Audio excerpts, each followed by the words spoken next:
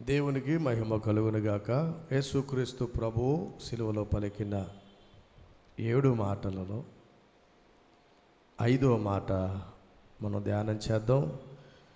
యోహాను సువార్త 19వ అధ్యాయం. యోహాను సువార్త 19వ అధ్యాయం 28వ వచనం. అటు తరువాత సమస్తమును అప్పటికి సమాప్తమైనదని యేసు ఎరిగి లేఖనము నెరవేరినట్లు నేను దప్పిగొనుచున్నాను. హల్లెలూయా. ప్రభు యొక్క సిలువలో పలికిన మాటలలో 5వ మాట ప్రభు ఏమంటున్నాడంటే, నేను దప్పికొని ఉన్నాను.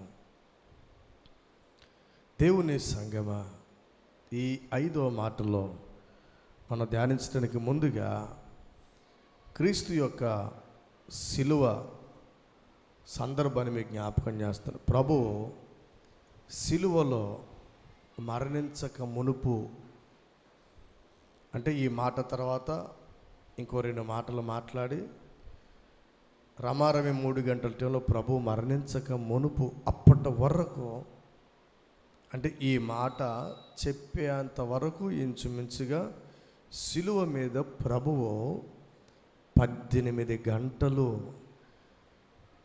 నీరు లేకుండగా భయంకరమైనటువంటి ఆ సిలువ శ్రమను సహిస్తూ భరిస్తూ అలా సిలువలో వేలాడుతూ ఉన్నాడు. నిజముగా ఈ మాట మనం ఆలోచన చేస్తే మనం ఎంత ప్రభువుని మనం అర్థం చేసుకోవాలో అర్థమవుతుంది. ఏంటంటే ఎన్ని గంటలు? ఇంచుమించుగా 18 గంటలు ప్రభువుని హింసించి బాధ పెట్టి అతనిని కొట్టి తిట్టి సిలువను మోయించి సిలువ మీద వేలాడిన సమయం ఎంతంటే ఇంచుమించుగా 18 గంటలు. ఏమి తాగలేదు, వాటర్ అనేది. ఎంత భయంకరమైన శ్రమ ఇది. మనం 1 గంట వాటర్ తాగకపోతేనే మనం కంగారు పడిపోతాం. మనకి బీపీ లెగిసేస్తూ ఉంటుంది. ఏది? 1 గంటకి నీళ్ళు పిలవగనివ్వకపోతే ఎన్నో రకాల ఆవేశాలు వస్తాయి.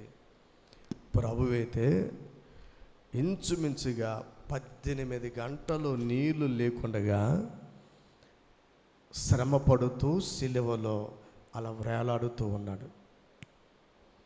ప్రభు శ్రమను వర్ణించలేమో, అది వివరించేది కాదు. క్రీస్తు యొక్క శ్రమల యొక్క తీవ్రతను మనం ఏ రోజు కూడా అర్థం చేసుకోలేం. ఆయన పడిన శ్రమ మనము ఏమాత్రం గ్రహించలేని వారిగా ఉంటున్నాం. అందుగురించి ఈరోజు క్రైస్తవ లోకం సంవత్సరానికి 1 రోజుకు పరిమితం అయిపోతుంది. కానీ ఆ శిలువ యొక్క యాగం, ఆ త్యాగం, ఆ యొక్క శ్రమలో నిజముగా క్రైస్తవులు గ్రహిస్తే ఈ పాటికి మన దేశం ఇంకో స్థాయిలో నిలబడేదేమో. హల్లెలూయా.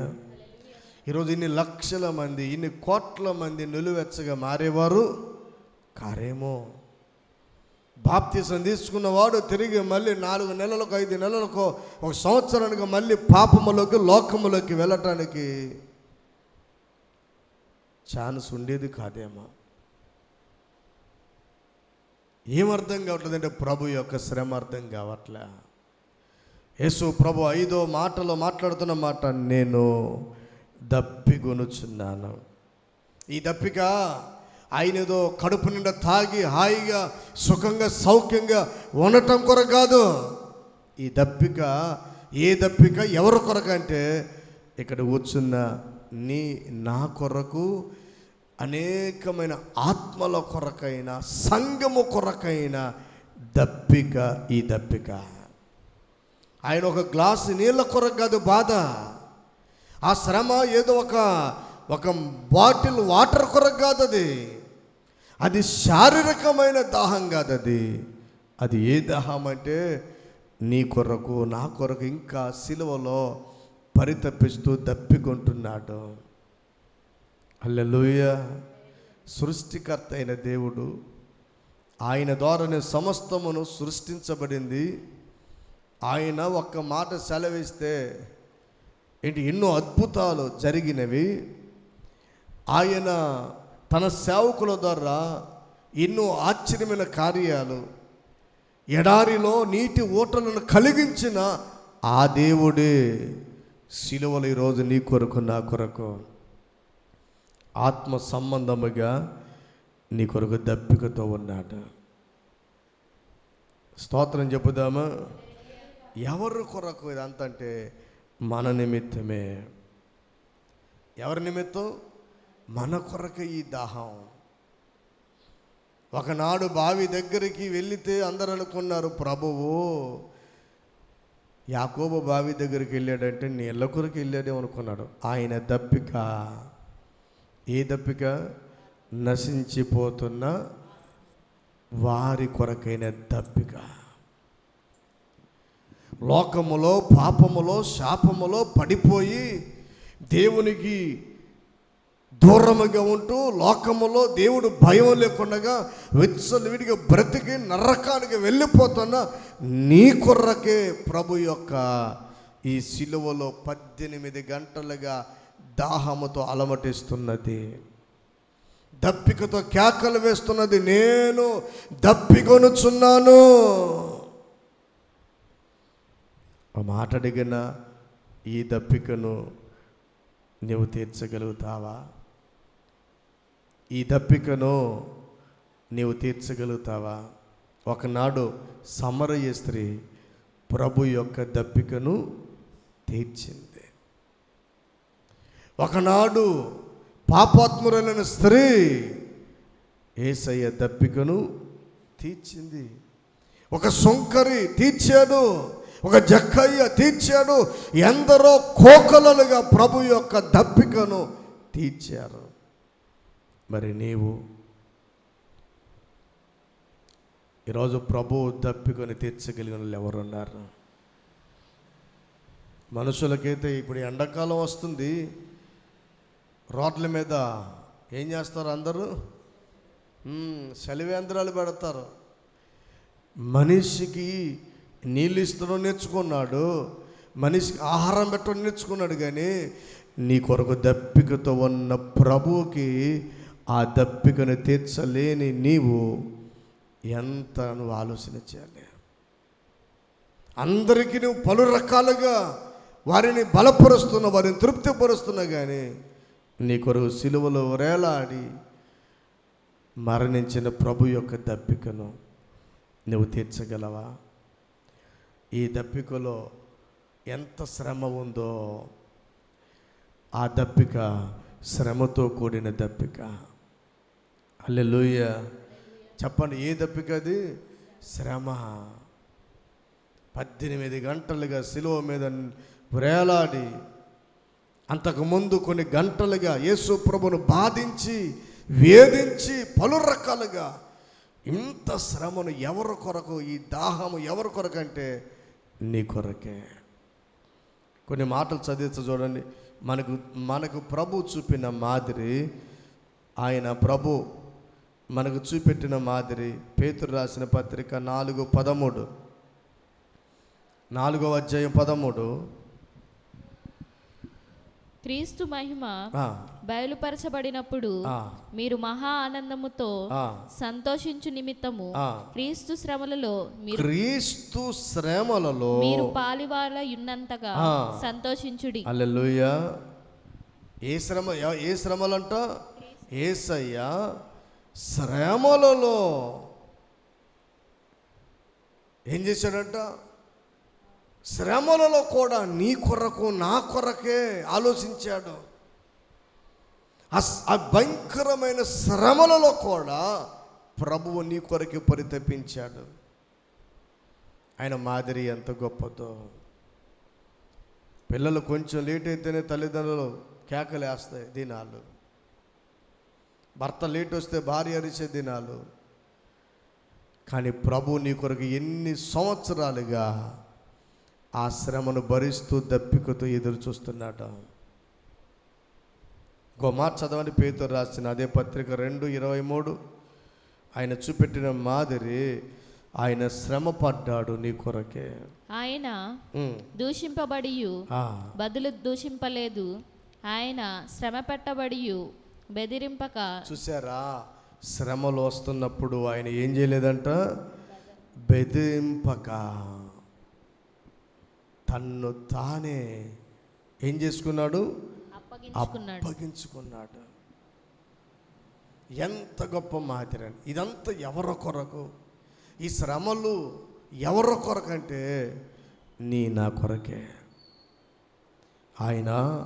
ఆయనను శ్రమ పెట్టే కొలది, ఆయన శ్రమ పెట్టబడుతున్న కొలది ఆయన బెదిరించక తన జీవితాన్ని దేవునికి అప్పగించుకున్నాడు. దేవుని సంగమా, ఇది ఎంత ఎవరి కొరకంటే నీ కొరకు, నా కొరకే. హల్లెలూయా చెప్పండి. మనము ఎంతగా నిలబడాలో. ఇది సంవత్సరానికి ఒకరోజు ఆచారంగా చేస్తే సరిపోయేది కాదు, ప్రతి దినము. చూడండి, మనం ఎలా ఉండాలో, మన పద్ధతి, మన నడవడికి ఎలా ఉండాలో పేతురు పత్రిక 4వ అధ్యాయం, మొదటి పత్రిక 4వ అధ్యాయం. ఇదిగో ప్రభువు నమ్మిన నీవు, ప్రభు కొరకు బ్రతుకుతున్న నీవు మొదటి వచ్చిన చూడు. క్రీస్తు శరీరమందు మన కొరకు శ్రమపడను గనుక మీరును అట్టి మనస్సును ఆయుధముగా ధరించుకొనుడి. దేవునికి ఒకసారి స్తోత్రం చెప్పండి. అట్టి మనస్సుని, ఎట్టి మనసు అది? ఎవరి మనసు అది? క్రీస్తు మనసు. ఎలాంటిది? శ్రమలలో కూడా తండ్రికి అప్పగించుకున్నాడు కదా. నీవు నేను మనము కూడా ప్రభువు కొరకై ఏం చేయాలి? మన జీవితాన్ని శ్రమలలో కూడా అట్టి మనసును ఆయుధముగా ధరించుకోవాలి. ఈ దప్పిక నీవు కలిగి ఉన్నావా? అనేక మంది కొరకై శ్రమలలో కూడా విలపించే వ్యక్తిగా, విజ్ఞాపన చేసే వ్యక్తిగా, శ్రమల మధ్యలో ప్రభు దగ్గర కన్నీరు కచ్చే వ్యక్తిగా, అనేక ఆత్మల కొరకై ఎదురు చూస్తున్న బిడ్డగా నువ్వు మారావా? బైబిల్ అంటుంది మన వైఖరి ఎట్టుండాలంటే, మనము శ్రమలను అనే మనస్సుని ఏం చేయాలంట? ఆయుధముగా ధరించుకోవాలంట. అది కదా దేవుడు కోరుతున్నది. ఈరోజు క్రైస్తవులకి, సంఘానికి ఏమొద్దు? శ్రమలు వద్దు, అన్ని సుఖాలే కావాలా. రోజు అక్క చర్చికి వెళితే, అయ్యా మీ చర్చిలో కుర్చీలో కదా నేను రాండి అన్నదంట. ఆమెకేం కావాలా? పెద్ద ముసలమేం కాదు, కర్ర పట్టుకుని రాలే, మిడిల్ వయసులో ఉంటుంది. చర్చికి ఎందుకు రావమంటే, మీ చర్చిలో మంచి కుర్చీలు లేవు. ఏ కుర్చీలు? మంచి కుర్చీలు అంటే సోఫాలాగా లేవు. ఎంత సుఖమో ఈరోజు క్రైస్తవ జీవితం. మనం అది ధరించుకోవాలి. రోమా 12:12 చూడండి. రోమా 12వ అధ్యాయం 12వ వచనం. మన వైఖరి ఎట్లా ఉండాలంటే, నిరీక్షణ గలవారై సంతోషించుచు శ్రమయందు ఏముండాలా? ఓర్పు కావాలి. ఈరోజు మనకేముండట్లేదు? ఓర్పు లేదు. సిలువలో 5వ మాట మాట్లాడుతున్నప్పుడు అంత దామతో ఉన్నా కూడా ఎక్కడ కూడా క్షణిక ఆవేశాలతో, కోపతాపాలతో ప్రభువు లేడు. ఆయనలో ఓర్పు ఉన్నది. మనము కూడా ఆ వైఖరి మనం కలిగి ఉండాలి. శ్రమలలో మనం ఎలా ఉండాలి? ఓర్పు. సామెతల గ్రంథం 24వ అధ్యాయం 10వ వచనం. సామెతలు 24:10. శ్రమ దినమున నీవు కృంగిన ఎడల, శ్రమ దినమున నీవు కృంగిన ఎడల నీవు చేతగాని వాడవలెను. శ్రమలలో మనం ఎలా ఉండకూడదు? శ్రమలలో ఎలా ఉండకూడదు? ఏ మాత్రం కూడా కృంగిపోయే జీవితాలు ఉండొద్దు. ప్రభువు నీ కొరకు అంతగా శ్రమ పడ్డాడు. అట్టి మనసును ఆయుధముగా ధరించుకోమని బైబిల్ సెలవిస్తుంది. నీవు కృంగిపోయే వ్యక్తిగా ఉండొద్దు. ఈ 5వ మాట మనకు నేర్పిస్తున్న మాట, శ్రమలలో నువ్వు కృంగిపోవద్దు. శ్రమలలో ఓర్పుతో ఉండు, అది నీకెంతో శ్రేయస్కరం. ఎఫెసీ పత్రిక 3వ అధ్యాయం 13వ వచనం. ఎఫెసీ పత్రిక 3:15 13వ వచనం. 3వ అధ్యాయం. కాబట్టి మీ నిమిత్తమై నాకు వచ్చిన శ్రమలను చూచి మీరు అధైర్యపడవద్దని వేడుకొనుచున్నాను. ఇవి మీకు మహిమకరములై ఉన్నవి. హల్లెలూయా. పౌలు ఏమంటున్నాడు? మీ నిమిత్తమై నాకు వచ్చిన శ్రమలను చూసి మీరు అనండి, అధైర్యపడవద్దు. శ్రమలు వస్తున్నాయా? అధైర్యపడవద్దు. శ్రమలు వస్తున్నాయా? కృంగిపోవద్దు. శ్రమలు వస్తున్నాయా? ఓర్పుతో ఉండు. శ్రమలు వచ్చే కొలది నువ్వు ఎట్లా ఉండాలంటే 13వ వచనంలో పౌలు అంటాడు, ఇవి మీకు మహిమకరములై ఉన్నవి. ఏవి మహిమకరములు అమ్మా? ఏవి మహిమకరములు? శ్రమలన్నీ మనకు మహిమకరంగా మారేవే. ఈ 5వ మాటలో మనం ఏమి నేర్చుకోవాలంటే, శ్రమలలో కూడా మనము ధైర్యంగా ఉండాలి. ఎట్లా ఉండాలి? ధైర్యంగా ఉండటం నేర్చుకోవాలి. మరొక మాట చూడండి, యాకోబు పత్రిక 5వ అధ్యాయం 10వ వచనం. 5:10. నా సహోదరులారా, ప్రభు నామమున బోధించిన ప్రవర్తనను, శ్రమానుభవమునకు ఓపికను మాదిరిగా పెట్టుకొనుడి. అట్లనే 13వ వచనం. అక్కడే మీలో ఎవరికైనా శ్రమ సంభవించినా అతడు ఏం చేయవలెను? ప్రార్థన చేయాలి. అందరు చెప్పండి, ఏం చేయాలి? శ్రమలు వస్తుంటే మనం ఏం చేయాలి? ప్రార్థన చేయటం నేర్చుకోవాలి. శ్రమలు వస్తే ప్రార్థన ఉండదు కొద్దిమందికి. శ్రమలు పెరిగితే ప్రార్థన తగ్గిపోతుంది. భక్తులు అంటున్నారు, శ్రమ పెరిగే కొలది ప్రార్థన కూడా పెరగాలి. మాటల్లో 5వ మాట బహుశ్రమతో కూడిన మాట. ఈ మాటల్లో మనం గ్రహించవలసింది ఏమిటంటే, ప్రభువు మనకి మాదిరి చూపెట్టాడు. ఆయన శ్రమలలో బెదిరించలేదు. ఆయన శ్రమలలో దేవునికి ఏం చేసుకున్నాడు? అప్పగించుకున్నాడు. మనము కూడా శ్రమలలో ఎట్టుండాలంటే ఓర్పుతో ఉండాలి.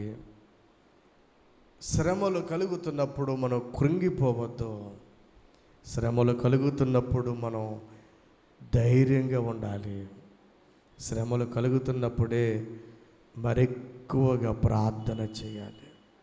హల్లెలూయా. ఆత్మీయతలు ఇది మనకు చాలా అవసరం. అలాంటి కృప దేవుడు మనకు అనుగ్రహించును గాక. ఆమేన్.